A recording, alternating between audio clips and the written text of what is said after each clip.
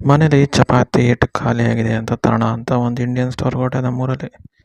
Sunday evening ಹೊರಟ್ರೆ ವಾಕಿಂಗಲ್ಲಿ ರೋಡಲ್ಲಿ ಒಬ್ಬರು ಕಾಣಿಸ್ತಾಯಿಲ್ಲ. ಅಲ್ಲೊಂದು ಇಲ್ಲೊಂದು ಕಾರ್ಗಳು ಮಾತ್ರ ಕಾಣಿಸ್ತಾಯಿದೆ. ನೋಡಿ, ರೋಡ್ ಕ್ರಾಸ್ ಮಾಡೋಕ್ಕೆ ರೂಲ್ಸು. ಯಾರು ಇಲ್ಲದೆ ಇದ್ರೆ ಬಟನ್ ಒತ್ತಬೇಕು, ರೂಲ್ಸ್ ಫಾಲೋ ಮಾಡಬೇಕು. ಗ್ರೀನ್ ಬಂದ ತಕ್ಷಣ ರೋಡ್ ಕ್ರಾಸ್ ಮಾಡೋದು. ಓಡ ಕೊನೆಗೂ ಬಂದೆ ಇಂಡಿಯನ್ ಸ್ಟೋರ್ ಹತ್ರ. ಇಲ್ಲಿ ಒಳಗಡೆ ನೋಡಿದ್ರೆ ಎಲ್ಲ ಐಟಮ್ಸ್ ಇದೆ ಆಲ್ಮೋಸ್ಟ್, ಬಟ್ ರೇಟ್ ಮಾತ್ರ ಕೇಳಬೇಡಿ. ಒಂದು ಪಾಪಡ್ಗೆ 150 ರೂಪಾಯಿ, ಒಂದು ಪಾಪಡ್ ಪ್ಯಾಕೆಟ್ಗೆ. ಎಲ್ಲ ಸ್ನ್ಯಾಕ್ಸ್ ಎಲ್ಲ ಇದೆ.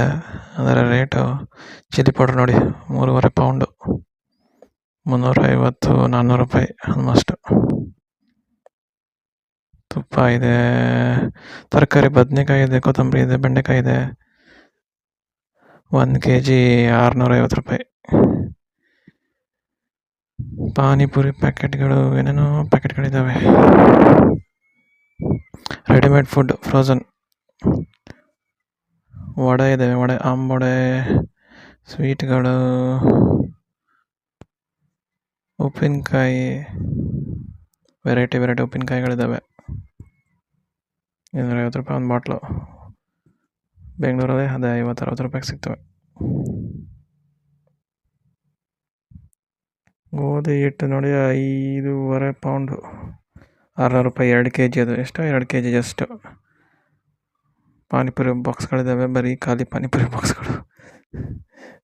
ಗೆಣಸಿದೆ, ಮಾವಿನಕಾಯಿ, ನುಗ್ಗೆಕಾಯಿ, ಟೊಮ್ಯಾಟೊ, ಬಾಳೆಹಣ್ಣು, ಈರುಳ್ಳಿ ಎಲ್ಲ ಇದ್ದಾವೆ.